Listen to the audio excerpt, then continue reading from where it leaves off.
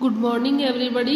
Class 6 आज अपन अध्ययन करेंगे विश्व की विभिन्न भाषाएं। अपना टॉपिक चल रहा था भाषा विचार, जिसमें अपन देख चुके हैं भाषा क्या है, भाषा के कितने रूप हैं, मौखिक और लिखित भाषा। आज अपन देखेंगे विश्व की विभिन्न भाषाएं कि संपूर्ण विश्व में अनेक भाषाओं का प्रयोग किया जाता है, जैसे हिंदी, संस्कृत, अंग्रेजी, अरबी, फारसी, रूसी, जर्मन, फ्रेंच, जापानी, चीनी। विभिन्न देशों में अलग अलग भाषाएं बोली जाती है ना, तो विश्व की विभिन्न भाषाएं हैं। हमारे भारतीय संविधान में 22 भाषाओं को मान्यता प्रदान की है। वे इस प्रकार हैं, जैसे असमिया, उर्दू, कन्नड़ कि जो राज्य जहाँ है वहाँ वैसी उस राज्य की ही भाषा बोली जाती है।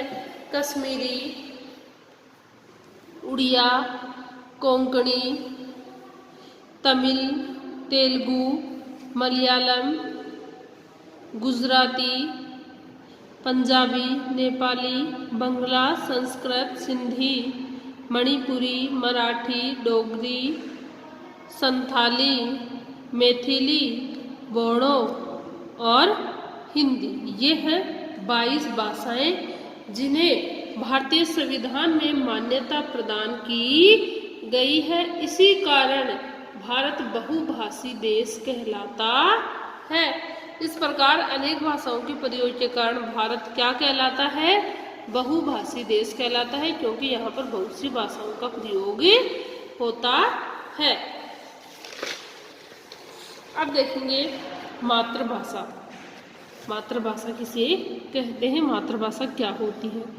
बच्चा सबसे पहले अपनी माँ के द्वारा बोली जाने वाली भाषा को ही अनुकरण के द्वारा क्या करता है? सीखता है। इसके साथ ही जिसका जन्म जिस परिवेश में होता है वह वहाँ की भाषा को शीघ्र ही सीख लेता है। जैसे वातावरण में रहेगा वही भाषा सीखेगा, व्यवहार में भी वही लाता है। जैसे रमेश का जन्म गुजराती परिवार में होने के कारण वह गुजराती बोलता है। अब देखो मातृभाषा क्या होती है कि बच्चा मातृभाषा सबसे पहले भाषा अपनी माँ से सीखता है। अपनी माँ की बोली को वह पहचानता है, माँ की बोली का ही फिर वो अनुकरण करता है कि जिसके पास उसका लालन पालन हो रहा है। तो बच्चे हमेशा क्या करते हैं? हर चीज़ का अनुकरण करते हैं। छोटे बच्चे अपन घर में भी देखते हैं कि छोटे बच्चे जैसा देखते हैं वैसा ही करते हैं, बड़े जो करते हैं वैसा ही वो करते हैं। तो उसी प्रकार जैसा हम बोलेंगे उसके सामने वैसा ही वो बोलने लगेंगे। अर्थात बच्चों की प्रवृत्ति क्या होती है? अनुकरण की होती है कि वो अनुकरण करते हैं। अब देखो जैसे कि जहाँ जिस परिवेश में जन्म होगा बच्चा वही उसी परिवेश की उसी वातावरण की भाषा बोलेगा, वहीं से सीखेगा। रमेश का परिवार गुजराती परिवार में हुआ तो वो गुजरात बोलेगा। अब खुशी का जन्म पंजाबी परिवार में हुआ तो वो क्या बोलेगी? पंजाबी बोलेगी ना। इस प्रकार गुजराती और पंजाबी ही उनकी क्या हुई? मातृभाषा होगी। जहाँ पर जो रह रहे हैं जिस वातावरण में, जिस परिवेश में, उस परिवेश से वातावरण की जहाँ की जो भाषा है वही भाषा उस व्यक्ति विशेष की क्या कहलाती है? मातृभाषा कहलाती है। ये तो मातृभाषा। अब देखो इसकी परिभाषा। वह भाषा जो व्यक्ति अपने परिवार एवं परिवेश से क्या करता है? सीखता है, वही क्या कहलाती है? मातृभाषा कहलाती है। मतलब अपने परिवार और परिवेश, अपने वातावरण से जो सीखता है वही भाषा मातृभाषा कहलाती है। अगला देखो राष्ट्रभाषा। देश के अधिकांश नागरिकों द्वारा प्रयोग में लाई जाने वाली भाषा क्या कहलाती है? राष्ट्रभाषा कहलाती है। जैसे भारत की राष्ट्रभाषा क्या है? हिंदी है। क्यों? क्योंकि भारत में ज़्यादातर लोगों द्वारा हिंदी भाषा का ही प्रयोग किया जाता है। अमेरिका की मातृभाषा और राष्ट्रभाषा क्या है? अमेरिका देश की अंग्रेजी। जापान की जापानी। रूस की रूसी। क्या है?